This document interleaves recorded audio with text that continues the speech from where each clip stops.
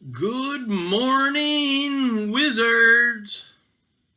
Happy April 2nd, 2020. Hello, Wizards. Hope everybody's doing well this morning. How was April Fool's Day? I hope you spent the time to watch that video all the way through, and I hope some of you were tricked. I don't know. The Wizards are a pretty sharp crew. I hope some of you were tricked at the beginning of the video thinking you had to finish all this by 12 o'clock and Mr. Wizard was going to come to your houses. If you've played the video all the way through, you realize that Mr. Wisner was just playing an April Fool's joke on you. I'm hoping that some of you fell for it, like Casperl and Supple may have. So now we're back into a regular schedule of virtual learning, no April Fools.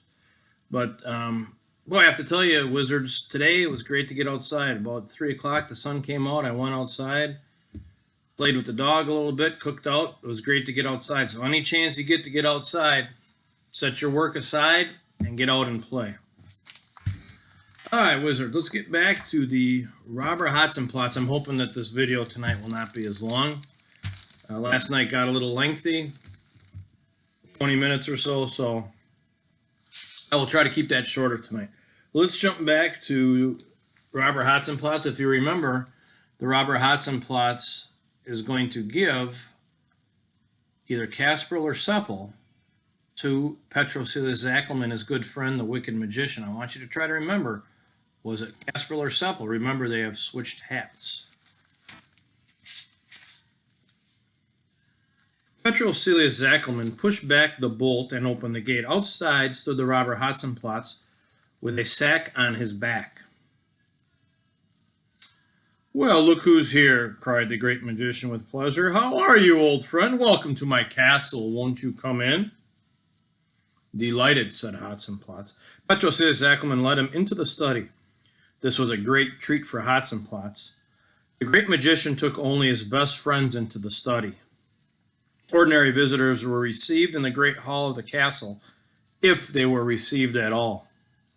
Zackelman's study held an enormous bookcase full of thick leather-bound books.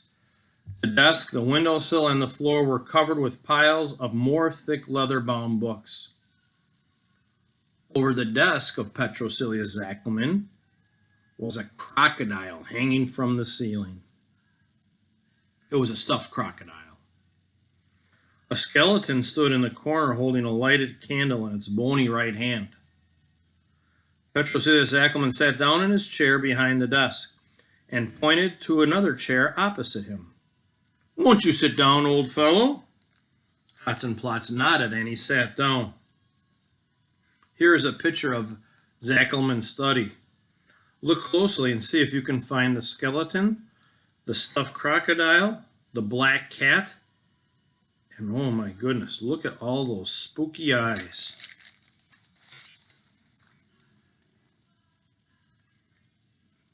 Can you find the skeleton, the stuffed crocodile? What about the black cat? Do you see all the eyes? And it looks like Hotzenplotz has somebody in the bag.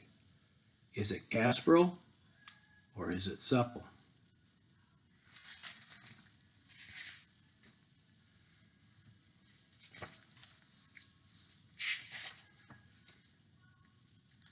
Hotzenplotz sat down and he began to beam with delight because he knew his friend Petrocilius Zackelman would love what deal he had. "I have a deal for you, Hotzenplotz, my good old pal." "A deal? What can you offer me? Don't you know I'm already rolling in riches?" "Who said anything about money?" said Hotzenplotz. "I can offer you something much better than that. Guess what I can give you?" Petrocilius Zackelman frowned heavily, and he thought hard. Hotzenplotz waited for a few minutes. Then he said, "Shall I give you a hint? It's something you've been waiting for and wanting for a long time. Something you just couldn't find." "Something I've been wanting for a long time and I couldn't find." The great magician pricked up his ears. Could it be a new book about magic?" "No, it's not a book about magic. It's a servant. You've always been asking for a maid. or a butler or a servant to do all your work. But you always thought they would be too smart and perhaps steal your secrets in your enchanted castle. Is he a smart servant? Asked Petrocilia Zachelman. No, he's not smart at all. Hotzenplotz undid the string of the sack. The sack fell to the ground, and who popped out, wizards? Kasperl popped out, but he was wearing Seppel's hat. Petrocilia Zachelman snapped his fingers. His glasses appeared by magic on his nose. Probably got them from the dollar store. Kasperl decided to look as stupid as he could.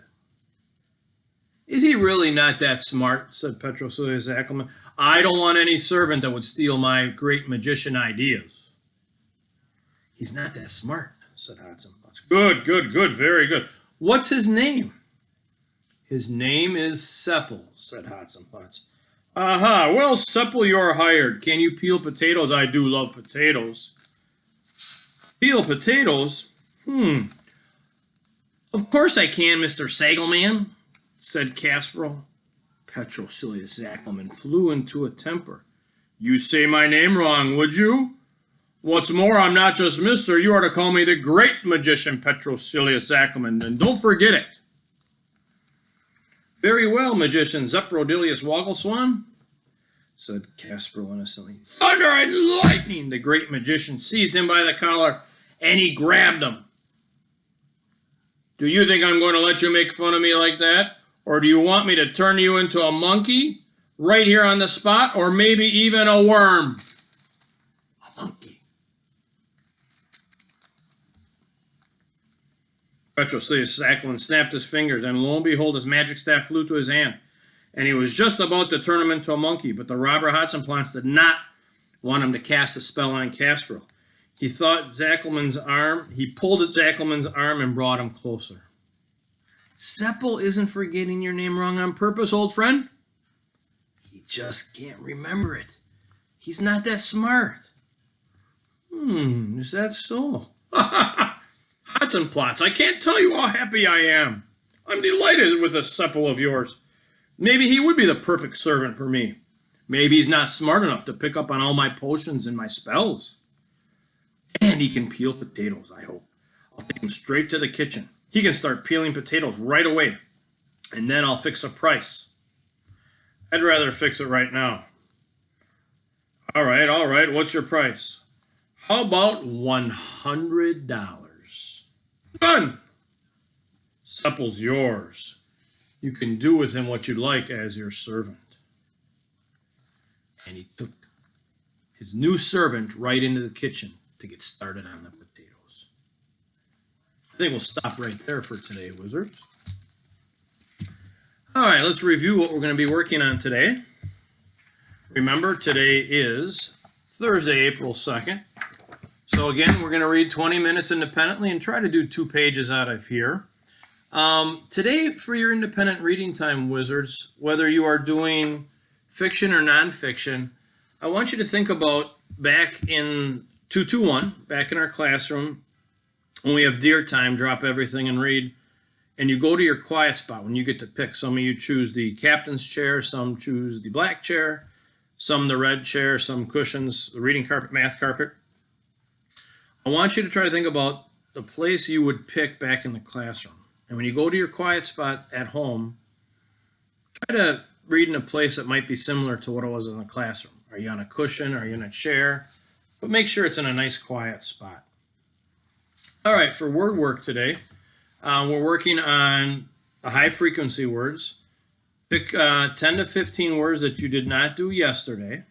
Okay, and for today, when you're writing those words, 10 to 15 words that you didn't do yesterday, if you can, I want you to study the words. We don't have to write anything today, but study 10 or 15 words that you look at them and you're like, these are kind of hard for me. I usually have a hard time with these. Maybe they're all pretty easy for you, but take the 10 or 15 hardest ones, and I want you to study them for about 5 minutes. And then if you can, just give them the list to your parents and see if they can quiz you. So just do a little 5-minute quiz if you can, if your parents have time, on 10 to 15 words that might be a little bit hard for you. Okay? All right, next. Writing. Some of you today wrote about a special meal right here. Some of you wrote about extra book, a favorite book that you wish we had in the library, a favorite book of yours. If you did extra books, today I'd like you to write about a special meal. You have the opportunity to choose a special meal for lunch in the cafeteria. The lunch lady wants your class to vote on what to eat. Write what you think she should serve for lunch and why. Okay? So I want you to think of a meal that might not normally be at school. So think of a meal that your mom or your dad make or you go out to eat and get, and think if you could have that at school, what would it be? And write all about it and give 3 reasons why that's your favorite meal. For me, I would probably go shrimp and steak. I like shrimp and steak. If you did special meal today, I'm going to let you go on to the next one. Best pet at home. Your parents have decided to get you a new pet at home. They want to know what kind of pet you would like. What would make the best pet for your family and why? State your opinion clearly and include 3 reasons. So I want you to think of a pet that you don't have, that you'd love to have, or if you think right now you have the best pet, I want you to tell me why that is your favorite pet that you could ever have. So maybe you have a dog or a cat right now and you wouldn't want to exchange that pet for anything. Give me 3 reasons why. So that's our opinion writing. For math today, we're going to work on fact triangles, and we've been doing fact triangles off and on throughout the year. Remember, Wizards, this is going to be addition and subtraction. And remember the trick Mr. Wisner taught you earlier in the year. When you're doing your fact triangles, the biggest number always will be on top. And the biggest number will always be on top. Okay? So that's 15, and we go to 16. 16, we have some word problems. Okay? And it looks like we're going to be making some arrays. Remember multiplication arrays, rows and columns.